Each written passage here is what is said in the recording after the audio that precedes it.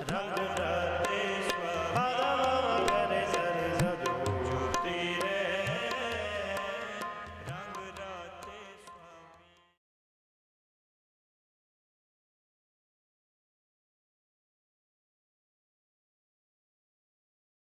दी के हसी आवागे जरूर दादिए रखी दी के हसी आवागे जरूर दादिए।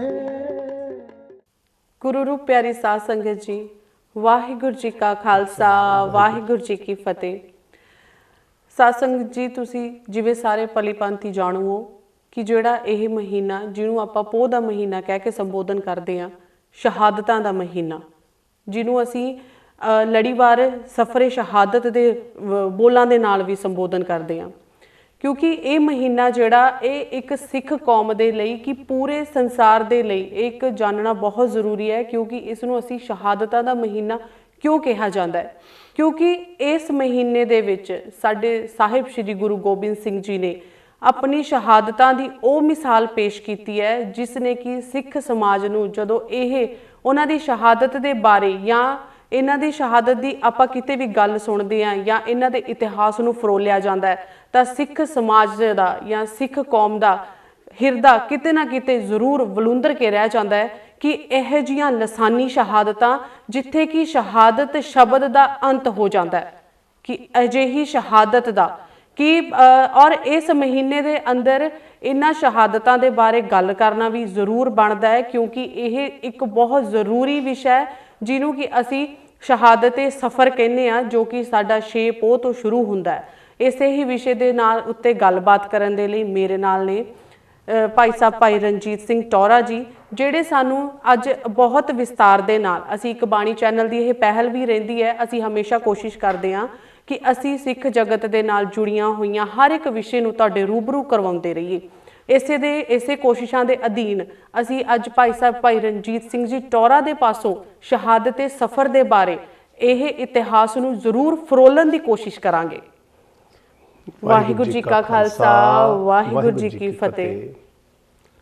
ਭਾਈ ਸਾਹਿਬ ਜੀ, ਜਿੱਦਾਂ ਇਹ ਤੁਸੀਂ ਭਲੀ ਭਾਂਤੀ ਜਾਣੂ ਹੋ ਕਿ ਸ਼ਹਾਦਤ-ਏ ਸਫ਼ਰ ਇਹ ਸਾਡਾ ਜਿਹੜਾ ਸ਼ੁਰੂ ਹੋਇਆ 6 ਪੋਹ ਤੋਂ ਲੈ ਕੇ, ਵੈਸੇ ਅਸੀਂ ਇਸ ਪੂਰੇ ਮਹੀਨੇ ਨੂੰ ਇਹ ਜਿਹੜਾ ਮਹੀਨਾ ਵਾ ਇੱਕ ਸਾਡੇ ਸਿੱਖ ਜਗਤ ਦੇ ਲਈ ਇੱਕ ਅਜਿਹਾ ਮਹੀਨਾ, ਕਿਉਂਕਿ ਸਾਨੂੰ ਲੱਗਦਾ ਵੀ ਜਦੋਂ ਇਹ ਮਹੀਨਾ ਸ਼ੁਰੂ ਹੁੰਦਾ ਵਾ ਸਾਨੂੰ ਉਹਨਾਂ ਨੂੰ ਚੇਤਾ ਕਰਨਾ, ਵੈਸੇ ਤਾਂ ਸਾਨੂੰ ਉਹਨਾਂ ਨੂੰ ਆਪਣੇ ਦਿਲੋਂ ਵਸਾਰਨਾ ਹੀ ਨਹੀਂ ਚਾਹੀਦਾ, ਇਹ ਸਾਨੂੰ ਬਹੁਤ ਸਾਡੀ ਇਹ ਪਹਿਲ ਰਹਿੰਦੀ ਹੈ, ਲੇਕਿਨ ਜਦੋਂ ਇਹ ਮਹੀਨਾ ਸ਼ੁਰੂ ਹੁੰਦਾ ਵਾ ਜ਼ਰੂਰ ਕਿਤੇ ਨਾ ਕਿਤੇ ਸਾਡੇ ਸਿੱਖ ਕੌਮ ਦਾ ਜਿਹੜਾ ਦਿਲ ਆ ਜ਼ਰੂਰ ਪਸੀਜ ਕੇ ਰਹਿ ਜਾਂਦਾ ਵਾ ਕਿ ਅਜਿਹਾ ਸਫ਼ਰ-ਏ ਸ਼ਹਾਦਤ ਸਾਡੇ ਗੁਰੂ ਪਿਤਾ ਨੇ ਸ਼ੁਰੂ ਕੀਤਾ, ਜਿੱਥੇ ਕਿ ਕਹਿੰਦੇ ਸ਼ਹਾਦਤਾਂ ਦਾ ਅੰਤ ਹੋ ਜਾਂਦਾ ਕਿ ਉਹਨੂੰ ਅਸੀਂ ਬਿਆਨ ਹੀ ਨਹੀਂ ਕਰ ਸਕਦੇ, ਜਿਹਦੇ 'ਚ ਕਹਿੰਦੇ ਨੇ ਕਿ ਗੁਰੂ ਸਾਹਿਬ ਨੇ ਕਹਿੰਦੇ ਨੇ, ਅਸੀਂ ਦੇਖਦੇ ਇਤਿਹਾਸ ਇਸ ਗੱਲ ਦਾ ਗਵਾਹ ਹੈ ਕਿ 4 ਪੁੱਤ ਵਾਰੇ, 5ਵੀਂ ਮਾਂ ਵਾਰੀ, 6ਵਾਂ ਬਾਪ ਵਾਰਿਆ, 7ਵਾਂ ਆਪ ਵਾਰਿਆ, ਜਿੱਥੇ ਕਿ ਸ਼ਹਾਦਤ ਦਾ ਅਸੀਂ ਕਹਿੰਦੇ ਹਾਂ ਕਿ ਅਜਿਹੀ ਸ਼ਹਾਦਤ ਅੱਜ ਤੱਕ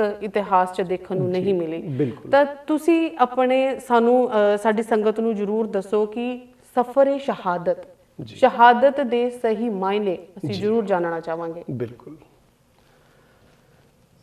ਇੱਕ ਬਾਣੀ ਚੈਨਲ ਦੇ ਰਾਹੀਂ ਦੇਸ਼ਾਂ ਵਿਦੇਸ਼ਾਂ 'ਚ ਘਰਾਂ ਵਿੱਚ ਬੈਠੇ ਜਿਤਨੇ ਵੀ ਇਸ ਚੈਨਲ ਨੂੰ ਪਿਆਰ ਕਰਨ ਵਾਲੇ ਔਰ ਸ਼ਰਧਾ ਭਾਵਨਾ ਦੇ ਨਾਲ ਗੁਰਬਾਣੀ ਵਿਚਾਰ ਨੂੰ ਸਰਵਣ ਕਰਨ ਵਾਲੇ, ਗੁਰੂ ਇਤਿਹਾਸ ਦੀਆਂ ਵਿਚਾਰਾਂ ਸਰਵਣ ਕਰਨ ਵਾਲੇ ਸਰੋਤੇ ਜਨ ਬੈਠੇ ਨੇ, ਸਭ ਤੋਂ ਪਹਿਲਾਂ ਗੁਰੂ ਦੀ ਬਖਸ਼ਿਸ਼ ਕੀਤੀ ਫਤਿਹ ਪ੍ਰਵਾਨ ਕਰਿਓ। ਵਾਹਿਗੁਰੂ ਜੀ ਕਾ ਖਾਲਸਾ ਵਾਹਿਗੁਰੂ ਜੀ ਕੀ ਫਤਿਹ। ਅੱਜ ਜੋ ਇਹ ਪ੍ਰੋਗਰਾਮ ਜੋ ਪੋਹ ਦੇ ਮਹੀਨੇ ਦੀ ਆਰੰਭਤਾ ਦੇ ਨਾਲ ਹੀ ਆਰੰਭ ਹੋ ਜਾਂਦਾ ਹੈ ਤੇ ਜਿਸ ਨੂੰ ਸਫ਼ਰੇ ਸ਼ਹਾਦਤ ਜਾਂ ਕਲਗੀਧਰ ਪਿਤਾ ਗੁਰੂ ਗੋਬਿੰਦ ਸਿੰਘ ਪਾਤਸ਼ਾਹ ਦੇ 4 ਸਾਹਿਬਜ਼ਾਦਿਆਂ ਦੀ ਸ਼ਹਾਦਤ, 40 ਸਿੰਘਾਂ ਦੀ ਸਾਕਾ ਚਮਕੌਰ, ਜਿਹਦੇ ਵਿੱਚ ਅਸੀਂ ਅੱਗੇ ਜਾ ਕੇ ਤੇ ਸਾਕਾ ਸਰਹੰਦ, ਇਹ ਸਾਰਾ ਕੁਝ ਸਫ਼ਰੇ ਸ਼ਹਾਦਤ ਦਾ ਹਿੱਸਾ ਹੈ। ਸੋ ਜੋ ਆਪ ਜੀ ਨੇ ਸਭ ਤੋਂ ਪਹਿਲ ਸ਼ਹਾਦਤ ਦੀ ਗੱਲ ਜਾਂ ਸ਼ਹੀਦੀ ਦੇ ਅਰਥ ਜੋ ਗੁਰੂ ਨਾਨਕ ਦੇ ਘਰ ਨੇ ਦੁਨੀਆ ਦੇ ਨਾਲ ਸਾਂਝੇ ਕੀਤੇ ਨੇ, ਆਓ ਪਹਿਲਾਂ ਉੱਥੋਂ ਹੀ ਇਹ ਵਿਚਾਰ ਆਪਾਂ ਆਰੰਭ ਕਰਦੇ ਹਾਂ। ਸ਼ਹਾਦਤ ਤੋਂ ਭਾਵ ਕੀ ਹੁੰਦਾ ਹੈ? ਜਦੋਂ ਅਸੀਂ ਕੋਸ਼ ਪੜ੍ਹਦੇ ਹਾਂ, ਅਸੀਂ ਜਦੋਂ ਵੱਖ-ਵੱਖ ਵਿਚਾਰਵਾਨਾਂ ਦੀ ਵਿਚਾਰ ਪੜ੍ਹਦੇ ਹਾਂ, ਇਹ ਸ਼ਬਦ ਭਾਵੇਂ ਅਰਬੀ ਭਾਸ਼ਾ ਦਾ ਹੈ, ਪਰ ਇਸ ਸ਼ਬਦ ਦੇ ਜਿਹੜੇ ਅਰਥ ਬਣਦੇ ਨੇ, ਇਹ ਇੱਕ ਗਵਾਹੀ ਭਰਨਾ, ਜਿਹਨੂੰ ਅਸੀਂ ਕਹਿੰਦੇ ਸ਼ਹਾਦਤ ਦੇਣਾ, ਕਿਸੇ ਦੇ ਪ੍ਰਥਾਏ, ਕਿਸੇ ਦੀ ਗਵਾਹੀ ਭਰਨਾ, ਇਹ ਇਸ ਲਫ਼ਜ਼ ਦੇ ਅਰਥ ਬਣਦੇ ਨੇ। ਹੁਣ ਜਿਸ ਵੇਲੇ ਅਸੀਂ ਸਿੱਖ ਸ਼ਹਾਦਤਾਂ ਦਾ ਜ਼ਿਕਰ ਪੜ੍ਹਦੇ ਸੁਣਦੇ ਹਾਂ, ਸਾਹਿਬਜ਼ਾਦਿਆਂ ਦਾ ਜ਼ਿਕਰ, ਸਿੱਖ ਸ਼ਹੀਦਾਂ ਦੀਆਂ ਵਾਰਤਾਵਾਂ ਅਸੀਂ ਪੜ੍ਹਦੇ ਹਾਂ, ਉਹਨਾਂ ਦੇ ਵਿੱਚ ਸ਼ਹਾਦਤ ਦੇ ਜਿਹੜੇ ਅਰਥ ਨੇ ਬੜੇ ਨਵੇਕਲੇ ਨਿਕਲ ਕੇ ਸਾਡੇ ਨਾਲ ਸਾਂਝੇ ਹੁੰਦੇ ਨੇ। ਕਿਸੇ ਪਾਕ ਮਕਸਦ ਦੇ ਲਈ ਸ਼ਹਾਦਤ ਦੇ ਦੇਣਾ, ਕਿਸੇ ਆਪਣੇ ਜੀਵਨ ਦੇ ਸਹੀ ਮਕਸਦ ਨੂੰ ਭਗਵਾਨ ਦੇ ਲਈ ਆਪਣਾ ਆਪ ਵਾਰ ਦੇਣਾ। ਸ਼ਹਾਦਤ ਕੇਵਲ ਸਰੀਰ ਦੀ ਸ਼ਹਾਦਤ ਨਹੀਂ ਹੁੰਦੀ, ਆਪਣਾ ਆਪ ਵਾਰ ਦੇਣਾ, ਆਪਣੇ ਸੁੱਖ ਆਰਾਮ ਛੱਡ ਦੇਣੇ, ਆਪਣਾ ਸਭ ਕੁਝ ਕੁਰਬਾਨ ਕਰ ਦੇਣਾ, ਇਹ ਸ਼ਹਾਦਤ ਦੇ ਹਿੱਸੇ ਨੇ।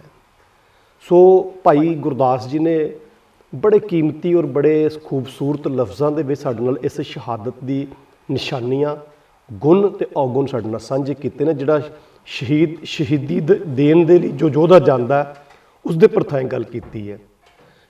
ਭਾਈ ਗੁਰਦਾਸ ਜੀ ਕਹਿੰਦੇ ਨੇ ਕਿ ਸ਼ਹਾਦਤ ਦੇ ਅਰਥ ਸਾਂਝੇ ਕਰਦੇ ਹਾਂ। ਸਾਵਰ ਸਿਦਕ ਸ਼ਹੀਦ, ਸ਼ਹੀਦ ਦੀ ਪਰਿਭਾਸ਼ਾ ਜੀ, ਸਾਵਰ ਸਿਦਕ ਸ਼ਹੀਦ ਭਰਮ ਪਉ ਖੌਬ ਨਾ। ਸਬਰ ਤੇ ਸਿਦਕ ਦੋ ਸ਼ਹੀਦ ਦੇ ਜੀਵਨ ਦੇ ਸਭ ਤੋਂ ਵੱਡੇ ਗੁਣ ਹੁੰਦੇ ਨੇ। ਜਿਸ ਦੇ ਕੋਲ ਸਬਰ ਹੋਵੇਗਾ, ਸ਼ਹੀਦੀ ਦੀ ਪਹਿਲੀ ਨਿਸ਼ਾਨੀ ਹੈ ਕਿ ਜਿਸਨੇ ਸ਼ਹਾਦਤ ਪ੍ਰਾਪਤ ਕਰਨੀ ਹੈ ਨਾ, ਜਿਸਨੇ ਸ਼ਹੀਦੀ ਦੇਣੀ ਹੈ, ਉਹ ਸਬਰ ਵਾਲਾ ਬੰਦਾ ਹੀ ਸ਼ਹੀਦੀ ਦੇ ਸਕਦਾ, ਕਾਲੇਪਨ ਵਾਲਾ ਬੰਦਾ ਸ਼ਹੀਦੀ ਨਹੀਂ ਦੇ ਸਕਦਾ। ਸਾਵਰ ਸਿਦਕ, ਜਿਸ ਦੇ ਅੰਦਰ ਸਿਦਕ ਹੋਵੇਗਾ, ਔਰ ਜਿਹੜੇ ਸਿਦਕੀ ਗੁਰੂ ਦੇ ਸਿੱਖ ਸਨ। ਅਸੀਂ ਤੇ ਸਿੱਖ ਇਤਿਹਾਸ ਦੇ ਵਿੱਚ ਬੇਅੰਤ ਅਣਗਿਣਤ ਸ਼ਹੀਦੀਆਂ ਪੜ੍ਹਦੇ ਹਾਂ, ਮਾਤਾਵਾਂ ਦੀਆਂ, ਬਾਲ ਬੱਚਿਆਂ ਦੀਆਂ, ਨਿੱਕੇ ਨਿੱਕੇ ਬੱਚਿਆਂ ਦੇ ਟੁਕੜੇ ਕਰਵਾਏ ਮਾਤਾਵਾਂ ਨੇ, ਗਲੇ ਦੇ ਵਿੱਚ ਹਾਰ ਪਵਾਏ। ਇਹ ਸਭ ਸਿਦਕ ਦੀਆਂ ਨਿਸ਼ਾਨੀਆਂ ਸਨ, ਇਹ ਸਬਰ ਦੀਆਂ ਨਿਸ਼ਾਨੀਆਂ ਸਨ। ਇਹ ਸਾਰਾ ਇਤਿਹਾਸ, ਸਿੱਖ ਇਤਿਹਾਸ ਸਿਦਕ ਤੇ ਸਬਰ ਦੇ ਇਸ ਬਲਬੂਤੇ ਦੇ ਉੱਤੇ ਸ਼ਹਾਦਤ ਦੀ ਰਾਹ ਤੇ ਤੁਰਿਆ ਹੈ। ਛੋਟੇ ਸਾਹਿਬਜ਼ਾਦੇ, ਵੱਡੇ ਸਾਹਿਬਜ਼ਾਦੇ, ਜਦੋਂ ਇਹ ਸ਼ਹਾਦਤਾਂ ਪੜ੍ਹਦੇ ਹਾਂ, ਗੁਰੂ ਕੇ ਸਿੱਖਾਂ ਦੀਆਂ ਸ਼ਹਾਦਤਾਂ ਪੜ੍ਹਦੇ ਹਾਂ, ਔਰ ਮੈਂ ਮਾਣ ਕਰਦਾ ਸਿੱਖ ਕੌਮ ਦੇ ਉੱਤੇ ਕਿ ਇਸ ਕੌਮ ਦੇ ਵਿੱਚ ਕੇਵਲ ਮਰਦ ਹੀ ਸ਼ਹੀਦ ਨਹੀਂ ਹਨ, ਇਸ ਕੌਮ ਦੇ ਵਿੱਚ ਬਹੁਤ ਸਾਰੀਆਂ ਬੀਬੀਆਂ, ਮਾਈਆਂ, ਭੈਣਾਂ, ਬੱਚੀਆਂ ਨੇ ਵੀ ਸ਼ਹਾਦਤਾਂ ਦੇ ਜਾਮ ਪੀਤੇ ਹਨ। ਔਰ ਉਹ ਕਾਰਨਾਮੇ ਕਰਕੇ ਤੇ ਗੁਰੂ ਦੀ ਇਸ ਕੌਮ ਨੂੰ ਦੁਨੀਆ ਦੇ ਵਿੱਚ ਸਭ ਤੋਂ ਉੱਚੇ ਅਰਥ ਜੇ ਕਿਸੇ ਨੇ ਦਿੱਤੇ ਨੇ, ਮੈਂ ਇਹ 66 ਲਫ਼ਜ਼ਾਂ 'ਚ ਆਖਾਂ, ਤੇ ਜੇ ਸਭ ਤੋਂ ਉੱਚਾ ਮਰਤਬਾ, ਜੇ ਉੱਚੇ ਲਫ਼ਜ਼ ਇਸ ਦੀ ਵਿਆਖਿਆ ਕਿਸੇ ਘਰ ਨੇ ਕੀਤੀ ਹੈ ਦੁਨੀਆ ਦੇ ਵਿੱਚ, ਤੇ ਉਹ ਗੁਰੂ ਨਾਨਕ ਦੇ ਘਰ ਨੇ ਇਸ ਸ਼ਹੀਦ ਲਫ਼ਜ਼ ਦੀ ਵਿਆਖਿਆ ਕੀਤੀ ਹੈ। ਸਬਰ ਤੇ ਸਿਦਕ ਹੋਣਾ ਸ਼ਹੀਦ ਦੇ ਦੋ ਸਭ ਤੋਂ ਵੱਡੇ ਗੁਣ ਮੰਨੇ ਜਾਂਦੇ ਨੇ। ਉਸ ਤੋਂ ਉਪਰੰਤ ਭਾਈ ਗੁਰਦਾਸ ਜਿਹੜੀ ਅਗਲੀ ਗੱਲ ਕਹੀ ਹੈ ਕਿ ਦੋ ਗੁਣ ਸ਼ਹੀਦ ਦੇ ਜੀਵਨ ਵਿੱਚ ਹੁੰਦੇ ਨੇ, ਦੋ ਐਸੇ ਔਗਣ ਹੁੰਦੇ ਨੇ ਜਿਹੜੇ ਮਨੋਬਲ ਨੂੰ ਡਾਊਨ ਕਰਦੇ ਨੇ, ਉਹ ਸ਼ਹੀਦ ਦੇ ਕੋਲ ਨਹੀਂ ਹੁੰਦੇ। ਸਾਵਰ ਸਿਦਕ ਸ਼ਹੀਦ ਭਰਮ ਭਉ ਖੋਬ ਨਾ। ਹੁਣ ਭਰਮ ਕੀ ਹੁੰਦਾ? ਸਾਧ ਸੰਗਤ ਜੀ, ਅਸੀਂ ਆਮ ਤੌਰ ਦੇ ਉੱਤੇ ਭਰਮ ਦੀ ਵਿਆਖਿਆ ਗੁਰਬਾਣੀ ਦੇ ਵਿੱਚ ਬਹੁਤ ਵਾਰ ਪੜ੍ਹਦੇ ਹਾਂ ਕਿ ਜਿਹੜਾ ਕੋਈ ਤੁਹਾਡੇ ਵਾਸਤੇ ਭੁਲੇਖਾ ਪੈਦਾ ਕਰ ਦੇਵੇ। ਭਰਮ ਹੈ ਨਹੀਂ ਹੈ, ਪਰ ਉਸ ਨੂੰ ਦਿਖਾਇਆ ਜਾ ਰਿਹਾ ਹੈ ਨਹੀਂ ਹੈ, ਐਕਚੁਅਲ ਜੋ ਨਾ ਦਿਖਾਈ ਦੇ ਰਿਹਾ ਹੋਏ। ਬੜੀਆਂ ਉਦਾਹਰਨਾਂ ਸਾਹਮਣੇ ਆਉਂਦੀਆਂ ਨੇ, ਪਰ ਆਪਾਂ ਆਪਣੇ ਵਿਸ਼ੇ ਤੇ ਰਹੀਏ ਕਿ ਭਰਮ ਜੀਵਨ ਦੇ ਵਿੱਚ ਨਹੀਂ ਹੈ। ਭਾਵ ਕਿ ਜਿਹੜਾ ਸ਼ਹਾਦਤ ਦੀ ਰਾਹ ਤੇ ਚੱਲ ਰਿਹਾ, ਜਿਹੜਾ ਸ਼ਹਾਦਤ ਭਰ ਰਿਹਾ ਹੈ, ਜਿਹੜਾ ਗਵਾਹੀ ਦੇ ਰਿਹਾ ਹੈ, ਉਸ ਨੂੰ ਇਸ ਗੱਲ ਦਾ ਪੂਰਾ ਗਿਆਨ ਹੈ, ਪਤਾ ਹੈ ਕਿ ਜਿਸ ਮਕਸਦ ਵਾਸਤੇ ਮੈਂ ਗਵਾਹੀ ਦੇਣੀ ਹੈ, ਸ਼ਹਾਦਤ ਦੇਣੀ ਹੈ, ਸ਼ਹੀਦੀ ਦੇਣੀ ਹੈ, ਉਹ ਮਕਸਦ ਮੇਰਾ ਬਿਲਕੁਲ ਸਹੀ ਹੈ। ਮੇਰਾ ਉਸ ਦੇ ਵਿੱਚ ਕੋਈ ਭੁਲੇਖਾ ਨਹੀਂ ਹੈ। ਉਸ ਨੂੰ ਆਪਣੀ ਮੰਜ਼ਿਲ ਦਾ ਕਲੀਅਰ ਪਤਾ ਹੈ ਕਿ ਮੇਰਾ ਜਿਹੜਾ ਇਹ ਕਰਮ ਮੈਂ ਆਪਣੇ ਜੀਵਨ ਦੇ ਵਿੱਚ ਕਰ ਰਿਹਾ, ਇਹ ਬਿਲਕੁਲ ਸੱਚ ਹੈ, ਇਹ ਠੀਕ ਹੈ, ਮੈਂ ਭੁਲੇਖੇ ਵਿੱਚ ਨਹੀਂ ਹਾਂ। ਤੇ ਦੂਸਰਾ ਅੱਗੇ ਕਹਿੰਦੇ ਕਿ ਦੂਸਰਾ ਔਗੁਣ ਦੀ ਗੱਲ ਕੀਤੀ ਹੈ, ਭਰਮ ਭਉ। ਉਹਦੇ ਜੀਵਨ ਦੇ ਵਿੱਚ ਡਰ ਕੋਈ ਨਹੀਂ ਹੁੰਦਾ ਜੀ। ਔਰ ਸਭ ਤੋਂ ਵੱਡੀ ਗੱਲ ਹੈ ਕਿ ਉਹਦੇ ਜੀਵਨ ਦੇ ਵਿੱਚ ਡਰ ਕੋਈ ਨਹੀਂ। ਉਸ ਨੂੰ ਪਤਾ ਕਿ ਜੇਕਰ ਮੈਨੂੰ ਆਪਣੇ ਸਰੀਰ ਦਾ ਠੀਕਰਾ ਵੀ ਭੰਨਣਾ ਪਵੇਗਾ, ਜੇ ਮੇਰੇ ਸਰੀਰ ਦੇ ਉੱਤੇ ਕਸ਼ਟ ਵੀ ਮੈਨੂੰ ਸਹਾਰਨੇ ਪੈਣਗੇ, ਮੈਨੂੰ ਡਰ ਕੋਈ ਨਹੀਂ ਹੈ। ਔਰ ਇੱਕ ਪਰਿਭਾਸ਼ਾ ਹੋਰ ਵੀ ਸਾਡੇ ਸਾਹਮਣੇ ਆਉਂਦੀ ਹੈ ਜਦੋਂ ਅਸੀਂ ਸ਼ਹੀਦ ਦੀ ਇਸ ਪਰਿਭਾਸ਼ਾ ਨੂੰ ਪੜ੍ਹਦੇ ਹਾਂ ਕਿ ਸ਼ਹੀਦ ਦੇ ਸਾਹਮਣੇ ਚੋਣ ਰੱਖੀ ਜਾਂਦੀ ਹੈ। ਇੱਕ ਪਾਸੇ ਜ਼ਿੰਦਗੀ ਰੱਖੀ ਜਾਂਦੀ ਹੈ, ਇੱਕ ਪਾਸੇ ਮੌਤ ਰੱਖੀ ਜਾਂਦੀ ਹੈ। ਔਰ ਚੁਣਨ ਵਾਲਾ ਦੇ ਅੱਗੇ ਇਹ ਚੁਆਇਸ ਰੱਖੀ ਜਾਂਦੀ ਹੈ। ਭਾਈ ਇਹ ਤੇਰੇ ਸਾਹਮਣੇ ਜ਼ਿੰਦਗੀ ਹੈ, ਇਸ ਜ਼ਿੰਦਗੀ ਦੇ ਵਿੱਚ ਤੇਰੇ ਵਾਸਤੇ ਇਹ ਸੁੱਖ ਆਰਾਮ ਹੈ। ਇਹ ਦੂਸਰਾ ਪਾਸਾ ਤੇਰੀ ਜ਼ਿੰਦਗੀ ਦਾ ਇਹ ਹੈ ਜਿੱਥੇ ਤੈਨੂੰ ਮੌਤ ਪ੍ਰਾਪਤ ਹੋਵੇਗੀ, ਕਸ਼ਟ ਪ੍ਰਾਪਤ ਹੋਣਗੇ, ਦੁੱਖ ਸਹਾਰਨੇ ਪੈਣਗੇ। ਤੁਸੀਂ ਇਤਿਹਾਸ ਦੇ ਪੰਨੇ ਵਾਚਣ ਦਾ ਅਸੀਂ ਯਤਨ ਕਰੀਏ ਤੇ ਸਾਹਿਬਜ਼ਾਦਿਆਂ ਦੀ ਉਮਰ ਦੇਖੀ ਹੈ ਉਸਨੇ, ਛੋਟੇ ਸਾਹਿਬਜ਼ਾਦਿਆਂ ਦੀ 7 ਤੇ 9 ਸਾਲ। ਜੀ ਸੋਚਿਆ ਕਿ ਬੱਚੇ ਹਨ, ਦਹਿਲ ਜਾਣਗੇ, ਲਾਲਚ ਵਿੱਚ ਆ ਜਾਣਗੇ, ਡਰਾਵੇ ਵਿੱਚ ਆ ਜਾਣਗੇ। ਇਹ ਵਿਆਖਿਆ ਉਹਨਾਂ ਨੇ ਸਰਹੰਦ ਦੀਆਂ ਨੀਹਾਂ ਦੇ ਵਿੱਚ ਵੀ ਖੜੇ ਹੋ ਕੇ ਕੀਤੀ ਹੈ, ਜਦੋਂ ਇਹ ਗੱਲ ਕਹੀ ਕਿ ਭਾਈ ਇਹ ਤੁਸੀਂ ਜਿਹੜਾ ਕੰਮ ਕਰਨ ਲੱਗੇ ਹੋ ਇਹ ਕੁਦਰਤ ਪਰਮਾਤਮਾ ਪਰਮੇਸ਼ਵਰ ਦੀ ਰਜ਼ਾ ਤੋਂ ਬਾਹਰ ਹੈ, ਤੁਸੀਂ ਸਾਨੂੰ ਡਰਾ ਨਹੀਂ ਸਕਦੇ। ਇਤਿਹਾਸ ਦੇ ਹੋਰ ਕਈ ਪੰਨੇ ਅਸੀਂ ਖੋਲ੍ਹਦੇ ਹਾਂ ਜਿਹਦੇ ਵਿੱਚ ਪੜ੍ਹਦੇ ਹਾਂ ਕਿ ਸਾਹਮਣੇ ਗੱਲ ਕੀਤੀ ਜਾਂਦੀ ਸੀ, ਸਾਹਮਣੇ ਦੋਵੇਂ ਚੀਜ਼ਾਂ ਰੱਖ ਦਿੱਤੀਆਂ ਜਾਂਦੀਆਂ ਸੀ, ਫਿਰ ਚੁਆਇਸ ਬਣਦੀ ਹੈ, ਹੁਣ ਤੇਰੀ ਚੁਆਇਸ ਕੀ ਹੈ। ਜਿਹੜਾ ਮੌਤ ਨੂੰ ਗਲੇ ਲਗਾਉਂਦਾ, ਸੀਨੇ ਲਗਾ ਲੈਂਦਾ, ਦੁੱਖਾਂ ਨੂੰ ਤਕਲੀਫਾਂ ਨੂੰ ਆਪਣੇ ਸੀਨੇ ਨਾਲ ਲਾ ਲੈਂਦਾ, ਉਸ ਨਾਮ ਦੇ ਨਾਲ ਅਸੀਂ ਸ਼ਹਾਦਤ, ਸ਼ਹੀਦ ਲਫ਼ਜ਼ ਵਰਤਦੇ ਹਾਂ। ਕਈ ਵਾਰ ਇਸ ਲਫ਼ਜ਼ ਨੂੰ ਅਸੀਂ ਹਲਕਾ ਕਰਨ ਦੀ ਕੋਸ਼ਿਸ਼ ਵੀ ਕਰਦੇ ਹਾਂ। ਐਕਸੀਡੈਂਟਲ ਮੌਤ ਨੂੰ ਵੀ ਕਈ ਵਾਰ ਅਸੀਂ ਸ਼ਹੀਦ ਕਹਿ ਦਿੰਦੇ ਹਾਂ, ਪਰ ਜਿਹੜੀ ਗੁਰੂ ਨਾਨਕ ਦੇ ਘਰ ਵਿੱਚ ਪ੍ਰਵਾਨੀ ਹੈ। ਕਈ ਵਾਰ ਹੋਰ ਕਈ ਘਟਨਾਵਾਂ ਹੋ ਜਾਂਦੀਆਂ ਨੇ, ਅਸੀਂ ਕਈ ਵਾਰ ਆਤਮਦਾਹ ਨੂੰ ਵੀ ਅਸੀਂ ਕਈ ਵਾਰ ਸ਼ਹਾਦਤ ਮੰਨਣ ਦਾ ਇੱਕ ਗਲਤ ਕਦਮ ਉਠਾ ਜਾਂਦੇ ਹਾਂ। ਪਰ ਸ਼ਹਾਦਤ ਦੇ ਜਿਹੜੇ ਮਾਇਨੇ, ਸ਼ਹਾਦਤ ਦੀ ਜਿਹੜੀ ਡੈਫੀਨੇਸ਼ਨ ਸਤਿਗੁਰੂ ਨਾਨਕ ਸਾਹਿਬ ਜੀ ਮਹਾਰਾਜ ਦੇ ਘਰੋਂ ਸ਼ੁਰੂ ਹੋਈ ਸੀ, ਜੋ ਤੋ ਪ੍ਰੇਮ ਖਿਲਣ ਕਾ ਚਾਓ, ਸਿਰ ਧਰ ਤਲੀ ਗਲੀ ਮੇਰੀ ਆਓ, ਇਤ ਮਾਰਗ ਪੈਰ ਧਰੀਜੇ, ਸਿਰ ਦੀਜੇ ਕਾਨ ਨਾ ਕੀਜੇ। ਜਿਹੜੀ ਡੈਫੀਨੇਸ਼ਨ ਬਾਬੇ ਕਬੀਰ ਨੇ ਸੂਰਮੇ ਦੀ ਦੱਸੀ ਸੀ, ਸੂਰਮੇ ਦਾ ਜੋ ਜੀਵਨ ਦੇ ਵਿੱਚ ਕਿਰਦਾਰ ਹੁੰਦਾ ਹੈ, ਜਿਹੜਾ ਬਾਬੇ ਕਬੀਰ ਨੇ ਸਾਡੇ ਨਾਲ ਸਾਂਝਾ ਕੀਤਾ ਸੀ, ਗਗਨ ਦਮਾਮਾ ਵਾਜਿਓ ਭਰਿਓ ਨਿਸ਼ਾਨੇ ਘਾਓ, ਖੇਤ ਜਮਾਂਡਿਓ ਸੂਰਮਾ ਅਬ ਜੂਜਨ ਕੋ ਦਾਓ। ਜਦੋਂ ਇਹਦੀ ਗੱਲ ਕੀਤੀ ਜਾਂਦੀ, ਸੂਰਾ ਸੋ ਪਹਿਚਾਨੀਏ ਜੋ ਲਰੇ ਦੀਨ ਕੇ ਹੇਤ, ਇਹ ਪਰਿਭਾਸ਼ਾ ਹੈ ਸੂਰਮਿਆਂ ਦੀਆਂ, ਇਹ ਸ਼ਹਾਦਤ ਦੀਆਂ ਨਿਸ਼ਾਨੀਆਂ ਨੇ, ਇਹ ਜਿੰਦਾ ਸ਼ਹੀਦ ਹੋਣ ਦਾ ਇੱਕ ਸਤਿਗੁਰੂ ਜੀ ਨੇ ਸਾਡੇ ਨਾਲ ਸਾਂਝ ਦੱਸੀ ਹੈ।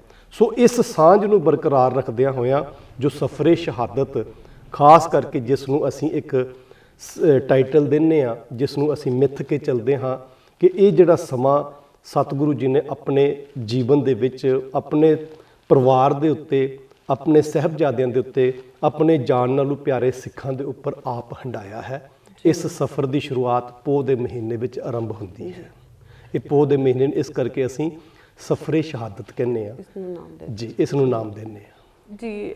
ਵੀਰ ਜੀ, ਜਿੱਦਾਂ ਤੁਸੀਂ ਸ਼ਹਾਦਤ ਦੇ ਬਹੁਤ ਸੋਹਣੇ ਅਰਥਾਂ ਦੇ ਵਿੱਚ ਜਿਹੜੀ ਸਾਡੀ ਸੰਗਤ ਨੂੰ ਵਿਆਖਿਆ ਕੀਤੀ ਹੈ ਕਿ ਸ਼ਹਾਦਤ ਦੇ ਸਹੀ ਮਾਇਨੇ, ਤੁਸੀਂ ਬਿਲਕੁਲ ਠੀਕ ਕਿਹਾ ਕਿ ਕਈ ਵਾਰ ਅਸੀਂ ਕਿਸੇ ਦੇ ਨਾਲ ਵੀ ਸ਼ਹੀਦ ਸ਼ਬਦ ਜਿਹੜਾ ਵਰਤ ਲੈਂਦੇ ਹਾਂ, ਲੇਕਿਨ ਜਦੋਂ ਅਸੀਂ ਇਹਦੇ ਸਹੀ ਮਾਇਨੇ, ਸਹੀ ਅਰਥ ਸੁਣਦੇ ਹਾਂ ਤਾਂ ਸਾਨੂੰ ਇਹ ਲੱਗਦਾ ਸ਼ਬਦ ਬਹੁਤ ਵੱਡਾ ਸ਼ਬਦ ਹੈ। ਤਾਂ ਜਿੱਦਾਂ ਅਸੀਂ ਸ਼ਹਾਦਤ ਦੀ ਵਿਆਖਿਆ ਸੁਣਨ ਦੇ ਬਾਅਦ ਹੁਣ ਅਸੀਂ ਕੋਸ਼ਿਸ਼ ਕਰਾਂਗੇ ਕਿ ਜਿਹੜੀ ਸਾਡਾ ਲੜੀਵਾਰ, ਜਿਹਨੂੰ ਅਸੀਂ ਕਹਿੰਦੇ ਹਾਂ ਸਫਰੇ ਸ਼ਹਾਦਤ, ਉਸ ਨੂੰ ਅਸੀਂ ਲੜੀਵਾਰ ਆਪਣੀ ਸੰਗਤ ਨੂੰ ਤੁਹਾਡੇ ਰਾਹੀਂ ਸੁਣਾਈਏ ਕਿ ਜਿਵੇਂ ਸਭ ਤੋਂ ਪਹਿਲਾਂ 6 ਪੋਹ ਦਾ ਦਿਨ, ਜਿਹਨੂੰ ਕਹਿੰਦੇ ਨੇ 5 ਤੋਂ 6 ਦੀ ਜਿਹੜੀ ਰਾਤ ਆ, ਉਸ ਨੂੰ ਆਪਾਂ ਕਹਿੰਦੇ ਹਾਂ ਸ਼ਹਾਦਤ ਦਾ ਸਫ਼ਰ ਜਿਹਦੇ ਤੋਂ ਸ਼ੁਰੂ ਹੋਇਆ।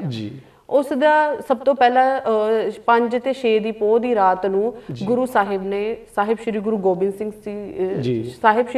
ਸਿੰਘ ਜੀ ਸਾਹਿਬ ਨੇ ਅਨੰਦਪੁਰ ਸਾਹਿਬ ਦਾ ਕਿਲਾ ਛੱਡਿਆ। ਹਾਂ ਬਿਲਕੁਲ, ਅਨੰਦਪੁਰ ਸਾਹਿਬ ਦਾ ਸਭ ਤੋਂ ਪਹਿਲਾਂ ਅਸੀਂ ਇਸੇ ਵਿਸ਼ੇ ਤੇ ਗੱਲ ਕਰਾਂਗੇ, ਅਨੰਦਪੁਰ ਸਾਹਿਬ ਦਾ ਕਿਲਾ ਛੱਡਣਾ ਜੀ। ਇਵੇਂ ਹੈ ਕਿ ਜਿਸ ਤਰ੍ਹਾਂ ਆਪ ਜੀ ਨੇ ਸਾਂਝਾ ਕੀਤਾ ਕਿ ਸਫਰੇ ਸ਼ਹਾਦਤ ਦੀ ਆਰੰਭਤਾ ਆਪਾਂ ਮੰਨਦੇ ਹਾਂ ਕਿ ਅਨੰਦਪੁਰ ਸਾਹਿਬ ਦੇ ਉਸ ਕਿਲੇ ਨੂੰ ਜਦੋਂ ਪਹਾੜੀ ਫੌਜਾਂ ਨੇ, ਰੰਗੜਾਂ ਨੇ ਜਾਂ ਵੱਖ-ਵੱਖ ਜੋ ਹਕੂਮਤ ਦੇ ਗਵਰਨਰ ਸਨ ਉਸ ਵੇਲੇ, ਉਹਨਾਂ ਨੇ ਘੇਰਾ ਪਾ ਕੇ ਤੇ ਬੜਾ ਲੰਮਾ ਸਮਾਂ ਇਹ ਕੋਸ਼ਿਸ਼ ਕੀਤੀ ਕਿ ਕਿਸੇ ਤਰੀਕੇ ਇਸ ਸੱਚ ਦੀ ਆਵਾਜ਼ ਨੂੰ ਮਿਟਾਇਆ ਜਾਏ ਜੀ। ਦਰਅਸਲ ਇਹ ਸਫਰੇ ਸ਼ਹਾਦਤ ਤੇ ਗੁਰੂ ਨਾਨਕ ਬਾਬੇ ਨੇ ਸਾਡੇ, ਜਿਸ ਦਿਨ ਗੁਰੂ ਨਾਨਕ ਦੇ ਘਰ ਵਿੱਚ ਅਸੀਂ ਆ ਜਾਂਦੇ ਹਾਂ ਨਾ, ਸਾਡਾ ਉਸ ਘਰ ਵਿੱਚ ਜਨਮ ਹੋ ਜਾਂਦਾ ਹੈ ਤੇ ਸਿੱਖ ਦੀ ਸਫਰ ਸ਼ਹਾਦਤ ਦਾ ਉਸੇ ਦਿਨ ਸ਼ੁਰੂ ਹੋ ਜਾਂਦਾ ਉਸੇ ਦਿਨ ਸ਼ੁਰੂਆਤ। ਕਿਉਂਕਿ ਗੁਰੂ ਨਾਨਕ ਪਾਤਸ਼ਾਹ ਜੀ ਨੇ ਜੇ ਆਪਣੇ ਜੀਵਨ ਦੇ ਵਿੱਚ ਸੁੱਖ ਛੱਡੇ, ਆਰਾਮ ਛੱਡਿਆ, ਕਿਉਂ ਕਿ ਦੁਨੀਆ ਦਾ ਦੁੱਖ ਗੁਰੂ ਨਾਨਕ ਬਾਬੇ ਤੋਂ ਦੇਖਿਆ ਨਹੀਂ ਗਿਆ। ਬਾਬਾ ਦੇਖੇ ਧਿਆਨ ਧਰ, ਜਲਤੀ ਸਭ ਪ੍ਰਿਥਵੀ ਦੇ ਸਿਆਈ, ਕਿਉਂ ਬਾਜੂ ਗੁਰੂ ਗਵਾਰ ਹੈ ਕਰਦੀ ਸੁਣੀ ਲੁਕਾਈ। ਇਹ ਦਰਦ ਗੁਰੂ ਨਾਨਕ ਬਾਬੇ ਨੇ ਮਹਿਸੂਸ ਕੀਤਾ ਆਮ ਦੁਨੀਆ ਦੇ ਲੋਕਾਂ ਦਾ, ਜਦੋਂ ਇਹ ਦਰਦ ਗੁਰੂ ਨਾਨਕ ਪਾਤਸ਼ਾਹ ਜੀ ਨੇ ਮਹਿਸੂਸ ਕੀਤਾ ਨਾ, ਤੇ ਸਤਿਗੁਰੂ ਜੀ ਨੇ ਇਸ ਸ਼ਹਾਦਤ ਦਾ ਸਫ਼ਰ ਉਸ ਲਈ, ਜਿਹੜਾ ਕਿਸੇ ਦੇ ਦੁੱਖ ਨੂੰ ਸਹਾਰਨ ਦੇ ਲਈ, ਕਿਸੇ ਦੇ ਦੁੱਖ ਤਕਲੀਫ ਕੱਟਣ ਦੇ ਲਈ, ਮੈਂ ਤੇ ਅਕਸਰ ਕਹਿੰਦਾ ਕਿ ਸਤਿਗੁਰੂ ਨਾਨਕ ਸਾਹਿਬ, ਦੁਨੀਆ ਦੇ ਲੋਕ ਕਹਿੰਦੇ ਸਨ ਕਿ ਪਿਆਸੇ ਨੂੰ ਕੂਏ ਤੱਕ ਜਾਣਾ ਪੈਂਦਾ ਹੈ। ਆਮ ਇੱਕ ਮੁਹਾਵਰਾ ਹੈ, ਕਹਾਵਤ ਹੈ ਕਿ ਪਿਆਸਾ ਕੂਏ ਤੱਕ ਜਾਂਦਾ ਹੈ। ਗੁਰੂ ਨਾਨਕ ਦਾ ਘਰ ਇੱਕ ਐਸਾ ਘਰ ਸੀ ਕਿ ਗੁਰੂ ਨਾਨਕ ਦਾ ਇੱਕ ਐਸਾ ਸਫ਼ਰ ਸੀ ਕਿ ਗੁਰੂ ਨਾਨਕ ਆਪ ਪਿਆਸੇ ਦੇ ਕੋਲ ਗਏ ਨੇ, ਫਿਰ ਜਾ ਕੇ ਉਸ ਦੀ ਪਿਆਸ ਬੁਝਾਈ ਹੈ। ਇਤਿਹਾਸ ਦੇ ਕਈ ਪੰਨੇ ਅਸੀਂ ਪੜ੍ਹਦੇ ਹਾਂ। ਖੈਰ, ਇਹ ਸਫ਼ਰ ਇੱਥੋਂ ਸ਼ੁਰੂ ਹੋ ਜਾਂਦਾ ਹੈ। ਸਤਿਗੁਰੂ ਨਾਨਕ ਸਾਹਿਬ ਜੀ ਮਹਾਰਾਜ ਦੀ ਪੰਜਵੀਂ ਜੋਤ ਧੰਨ ਗੁਰੂ ਅਰਜਨ ਸਾਹਿਬ ਜੀ ਮਹਾਰਾਜ ਜੀ ਨੇ ਵੀ ਆਪਣੇ ਸਰੀਰ ਨੂੰ ਅਨੰਤ ਬੇਅੰਤ ਉਹਨਾਂ ਨੇ ਕਸ਼ਟ ਸਹਾਰਦਿਆਂ ਹੋਇਆਂ ਸ਼ਹਾਦਤ ਦਾ ਜਾਮ ਪੀਤਾ, ਜੋ ਅਸੀਂ ਅੱਜ ਕਹਿੰਦੇ ਹਾਂ ਕਿ ਸ਼ਹੀਦਾਂ ਦੇ ਸਰਤਾਜ ਮੰਨਦੇ ਹਾਂ ਉਹਨਾਂ ਨੂੰ ਆਪਾਂ। ਇਹ ਗੁਰੂ ਅਰਜਨ ਸਾਹਿਬ ਜੀ ਮਹਾਰਾਜ ਨੇ ਰਾਹ ਤੋਰ ਦਿੱਤੀ।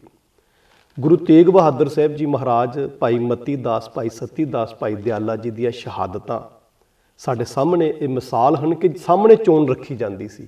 ਇੱਕ ਮੈਂ ਹੋਰ ਗੱਲ ਸਾਂਝੀ ਕਰਕੇ ਫਿਰ ਅੱਗੇ ਹੋਰ ਵਿਚਾਰ ਵਧਾਉਣ ਦਾ ਯਤਨ ਕਰਨਾ। ਜਿਸ ਵੇਲੇ ਗੁਰੂ ਤੇਗ ਬਹਾਦਰ ਸਾਹਿਬ ਜੀ ਮਹਾਰਾਜ ਨੂੰ ਦਿੱਲੀ ਦੇ ਵਿੱਚ ਕੈਦ ਕੀਤਾ ਹੋਇਆ ਸੀ, ਤੇ ਉਹ ਸਮਾਂ ਜਿਸ ਵੇਲੇ ਸਾਹਮਣੇ ਆਇਆ ਨਾ, ਤੇ ਉਹਨਾਂ ਦੇ ਨਾਲ ਜਿਹੜੇ 3 ਸਿੱਖ ਸਨ, ਭਾਈ ਮਤੀ ਦਾਸ, ਭਾਈ ਦਿਆਲਾ ਜੀ, ਭਾਈ ਸਤੀ ਦਾਸ, ਉਹ ਵੀ ਉਹਨਾਂ ਦੇ ਨਾਲ ਕੈਦ ਵਿੱਚ ਸਨ। ਤੇ ਹਕੂਮਤ ਨੇ ਸੋਚਿਆ ਕਿ ਕੋਈ ਤਸੀਹੇ ਦੇਵਾਂਗੇ ਇਹਨਾਂ ਦੇ ਜਿਹੜੇ ਨਾਲ ਇਹਨਾਂ ਦੇ ਸਿੱਖ ਨੇ, ਜਾਂ ਆਮ ਉਹਨਾਂ ਦੀ ਭਾਸ਼ਾ ਹੀ ਵਰਤੀ, ਤੇ ਚੇਲੇ ਜੀ। ਗੁਰੂ ਨਾਨਕ ਦੇ ਘਰ ਵਿੱਚ ਇਹਨਾਂ ਨੂੰ ਪੁੱਤ ਕਿਹਾ ਗਿਆ, ਸਾਥੀ ਕਿਹਾ ਗਿਆ, ਭਾਈ ਕਿਹਾ ਗਿਆ। ਪਰ ਦੂਸਰੇ ਲੋਕਾਂ ਦੀ ਜੇ ਭਾਸ਼ਾ ਵਰਤੀ ਤਾਂ ਚੇਲੇ ਕਹਿੰਦੇ ਸਨ ਕਿ ਇਹਨਾਂ ਨੂੰ ਜੇ ਅਸੀਂ ਕਸ਼ਟ ਦੇਵਾਂਗੇ, ਹੋ ਸਕਦਾ ਇਹਨਾਂ ਦੇ ਗੁਰੂ ਦਾ ਮਨੋਬਲ ਡੋਲ ਜਾਏ। ਕਿਉਂਕਿ ਆਪਣੇ ਸਰੀਰ ਤੇ ਕਸ਼ਟ ਝੱਲ ਲੈਣਾ ਵੱਖਰੀ ਗੱਲ ਹੁੰਦੀ ਆ, ਆਪਣੇ ਪਿਆਰਿਆਂ ਦੇ ਸਰੀਰ ਦੇ ਉੱਤੇ ਜਦੋਂ ਕਸ਼ਟ ਝੱਲਣੇ ਹੁੰਦੇ ਨਾ, ਤੇ ਉਹ ਇੱਕ ਬਹੁਤ ਹੀ ਔਖਾ ਕੰਮ ਹੁੰਦਾ ਹੈ। ਜਾਣ ਵਾਲਾ ਚਲੇ ਜਾਂਦਾ ਹੈ, ਲੇਕਿਨ ਜਿਹੜਾ ਉਸ ਨੂੰ ਪਿੱਛੋਂ ਵੇਖਦਾ ਨਾ, ਉਹ ਉਸ ਦੇ ਵਾਸਤੇ ਬਹੁਤ ਵੱਡਾ ਇੱਕ ਦੁਖਦਾਇਕ ਸਮਾਂ ਹੁੰਦਾ ਹੈ। ਪਰ ਸਤਿਗੁਰੂ ਗੁਰੂ ਤੇਗ ਬਹਾਦਰ ਸਾਹਿਬ ਜੀ ਮਹਾਰਾਜ ਦੇ ਉਹ 3 ਸਿੱਖਾਂ ਨੂੰ ਸਾਹਮਣੇ, ਪਹਿਲਾਂ ਗੁਰੂ ਦਾ ਪਿੰਜਰਾ ਸਾਹਮਣੇ ਹੈ ਜਿਹਦੇ ਵਿੱਚ ਗੁਰੂ ਸਾਹਿਬ ਨੂੰ ਕੈਦ ਕੀਤਾ ਹੈ, ਤੇ ਉਹਨਾਂ ਦੇ ਅੱਗੇ ਵੀ ਇਹ ਚੋਇਸ ਰੱਖੀ ਸੀ, ਛੱਡ ਦਿਓ ਆਪਣੇ ਗੁਰੂ ਦਾ ਸਾਥ, ਤੁਹਾਡੇ ਵਾਸਤੇ ਪਦਵੀਆਂ ਹਨ, ਤੁਹਾਨੂੰ ਅਸੀਂ ਚੰਗੇ ਤੋਂ ਚੰਗਾ ਜੀਵਨ ਦੇਵਾਂਗੇ, ਕੇਵਲ ਈਨ ਮੰਨ ਲਓ ਤੇ ਇਸਲਾਮ ਦੇ ਦਾਇਰੇ ਵਿੱਚ ਆ ਜਾਓ ਜੀ। ਤੇ ਇਹਨਾਂ ਤਿੰਨਾਂ ਨੇ, ਭਾਈ ਮਤੀ ਦਾਸ, ਭਾਈ ਸਤੀ ਦਾਸ ਜੀ ਤੇ ਭਾਈ ਦਿਆਲਾ ਜੀ, ਇਹਨਾਂ ਤਿੰਨਾਂ ਨੇ ਮੌਤ ਪ੍ਰਵਾਨ ਕੀਤੀ ਸੀ। ਆਰੇ ਦੇ ਵਿੱਚ ਬਹਿ ਕੇ 2 ਪੀਸ 2 ਫਾੜ ਹੋ ਜਾਣਾ ਪ੍ਰਵਾਨ ਕਰ ਲਿਆ, ਉਬਲਦੀ ਦੇਗ ਦੇ ਵਿੱਚ ਉਬਾਲੇ ਖਾਣੇ ਪ੍ਰਵਾਨ ਕਰ ਲਏ, ਰੂਹ ਦੇ ਵਿੱਚ ਬੰਨ੍ਹ ਕੇ ਆਪਣੀ ਦੇਹ ਨੂੰ ਸਾੜਨਾ ਪ੍ਰਵਾਨ ਕਰ ਲਿਆ, ਲੇਕਿਨ ਗੁਰੂ ਦਾ ਸੰਗ ਨਹੀਂ ਛੱਡਿਆ ਸੀ। ਹੁਣ ਮੈਂ ਇੱਕ ਇਤਿਹਾਸ ਦਾ ਪੱਖ ਹੋਰ ਸਾਂਝਾ ਕਰਦਾ ਜਾਵਾਂ ਕਿ ਜਿਸ ਵੇਲੇ ਯਿਸੂ ਮਸੀਹ ਦੇ ਨਾਲ ਉਹਨਾਂ ਦੇ 13 ਸ਼ਿਸ਼ ਸਨ, ਤੇ ਜਦੋਂ ਉਹਨਾਂ ਨੂੰ ਸੂਲੀ ਤੇ ਚੜਾਉਣ ਲੱਗੇ ਨਾ, ਤੇ ਉਹਨਾਂ ਨੂੰ ਸੂਲੀ ਤੇ ਚੜਾਉਣ ਤੋਂ ਪਹਿਲਾਂ ਇਹ ਪੁੱਛਿਆ ਗਿਆ, ਕਹਿਣ ਲੱਗੇ ਇਹ ਜਿਹੜੇ 13 ਸ਼ਿਸ਼ ਤੁਸੀਂ ਹੋ, ਤੁਹਾਡਾ ਗੁਰੂ ਉਹ ਹੈ, ਇਸ ਗੁਰੂ ਨੂੰ ਅਸੀਂ ਸੂਲੀ ਤੇ ਚੜਾਉਣ ਲੱਗੇ ਹਾਂ, ਤੇ ਜੇ ਤੁਸੀਂ ਇਹ ਆਖ ਦਵੋ ਕਿ ਇਹ ਸਾਡਾ ਗੁਰੂ ਨਹੀਂ, ਅਸੀਂ ਇਹਦੇ ਚੇਲੇ ਨਹੀਂ, ਤੇ ਤੁਹਾਡੀ ਜਾਨ ਬਖਸ਼ਿਸ਼ ਕੀਤੀ ਜਾਏਗੀ। ਤੇ ਉਹਨਾਂ ਦੇ 13 ਦੇ 13 ਚੇਲਿਆਂ ਨੇ ਇਹ ਗੱਲ ਕਹਿ ਦਿੱਤੀ ਸੀ ਕਿ ਇਹ ਸਾਡੇ ਗੁਰੂ ਨਹੀਂ, ਅਸੀਂ ਇਹਨਾਂ ਦੇ ਚੇਲੇ ਨਹੀਂ, ਤੇ ਉਹ ਜਾਨ ਬਖਸ਼ਾ ਕੇ ਚਲੇ ਜਾਂਦੇ ਨੇ। ਹੁਣ ਦੂਜਾ ਪੱਖ ਗੁਰੂ ਨਾਨਕ ਦੇ ਘਰ ਦੀ ਜੋ ਸਿਲੇਬਸ ਹੈ, ਜੋ ਗੁਰੂ ਨਾਨਕ ਦੇ ਘਰ ਦਾ ਸ਼ਹਾਦਤ ਦਾ ਸਫ਼ਰ ਹੈ, ਇਸ ਸਫ਼ਰ ਨੂੰ ਵੇਖੋ ਕਿ ਉਹ ਜਿਹੜੇ 3 ਸਨ ਨਾ, ਜਦੋਂ 3 ਭਾਈ, ਉਹਨਾਂ ਨੂੰ ਪੁੱਛਿਆ ਜਾਂਦਾ ਤੇ ਉਹ ਕਹਿੰਦੇ ਅਸੀਂ ਗੁਰੂ ਦਾ ਸੰਗ ਨਹੀਂ ਛੱਡ ਸਕਦੇ, ਸਰੀਰ ਦਾ ਠਿਕਰਾ ਅਸੀਂ ਇੱਥੇ ਭੰਨ ਦੇਵਾਂਗੇ। ਆਮ ਇੱਕ ਕਹਾਵਤ ਵਰਤੀ ਜਾਂਦੀ ਸੀ, ਅੱਜ ਕੱਲ੍ਹ ਘੱਟ ਵਰਤੀ ਜਾਂਦੀ, ਪਰ ਵਰਤੀ ਜਾਂਦੀ ਸੀ। ਜੋ ਘਰ ਵਿੱਚ ਕੋਈ ਬੱਚਾ ਹੁੰਦਾ ਸੀ, ਗੱਲ ਨਹੀਂ ਨਾ ਸਮਝਦਾ, ਜਾਂ ਕਾਮਯਾਬ ਨਹੀਂ ਸੀ ਹੁੰਦਾ, ਜਾਂ ਵਾਅਦਾ ਨਹੀਂ ਸੀ ਨਿਭਾ ਪਾਉਂਦਾ, ਕਹਿੰਦੇ ਸੀ ਇਹ ਨਾ ਇਹ 3 ਚ ਤੇ ਨਾ ਇਹ 13 ਚ। ਇੱਕ ਕਹਾਣੀ ਜਿਹੜੀ ਇੱਕ ਕਹਾਵਤ ਸੀ ਨਾ, ਇਹਦੇ ਪਿੱਛੇ ਕਾਰਨ ਇਹ ਸੀ। ਸੋ ਇਸ ਸ਼ਹਾਦਤ ਨੂੰ, ਗੁਰੂ ਤੇਗ ਬਹਾਦਰ ਸਾਹਿਬ ਜੀ ਮਹਾਰਾਜ ਦੀ ਸ਼ਹਾਦਤ ਹੋਈ, ਇਹ ਸਫ਼ਰ ਤੇ ਸ਼ੁਰੂ ਉੱਥੋਂ ਹੋ ਜਾਂਦੇ ਨੇ। ਗੁਰੂ ਕਲਗੀਧਰ ਪਿਤਾ ਗੋਬਿੰਦ ਸਿੰਘ ਜੀ ਮਹਾਰਾਜ 9 ਸਾਲ ਦੀ ਉਮਰ ਦੇ ਵਿੱਚ ਪਿਤਾ ਤੋਰ ਦਿੰਦੇ ਨੇ, ਪਰ ਅਜੇ ਵੀ ਉਹਨਾਂ ਦੀ ਜਿਹੜੀ ਪਿਆਸ ਸੀ ਉਹ ਬੁੱਝੀ ਨਹੀਂ ਸੀ। ਔਰ ਇੱਕ ਮੈਂ ਹੋਰ ਕਿਸੇ ਦੇ ਸ਼ਾਇਰ ਦੇ ਲਿਖੇ ਹੋਏ ਲਫ਼ਜ਼ ਵਰਤਾਂ, ਬੜੇ ਪਿਆਰੇ ਸ਼ਬਦ ਵਰਤੇ ਨੇ ਉਹਨਾਂ ਨੇ, ਜਿਹੜੇ ਗੁਰੂ ਨਾਨਕ ਦੇ ਘਰ ਦੀ ਕਸਵੱਟੀ ਤੇ ਪੂਰੇ ਉਤਰਦੇ ਨੇ। ਉਹ ਕਹਿੰਦਾ ਕਿ ਜੇ ਜਾਂ ਤੋਂ ਆਣੀ ਜਾਣੀ ਹੈ, इस जांकी तो कोई बात नहीं, जिस दज से कोई मकतल में गया वो शान सलामत रहती है। ਇਹ ਜਾਨ ਸਰੀਰ ਦਾ ਕੀ ਹੈ? ਗੁਰੂ ਨਾਨਕ ਦੇ ਘਰ ਦੀ ਪੜ੍ਹਾਈ ਇਹ ਹੈ ਕਿ ਜਿਸ ਸੰਸਾਰ ਨੇ ਸਭਨਾ ਮਰਨਾ ਆਇਆ ਵਿਛੋੜਾ ਸਭਨਾ। ਇਹ ਸਰੀਰ ਤੇ ਸਾਰਿਆਂ ਦਾ ਜਾਣਾ ਹੀ ਜਾਣਾ ਹੈ, ਸਰੀਰ ਜਾਣਾ ਹੈ।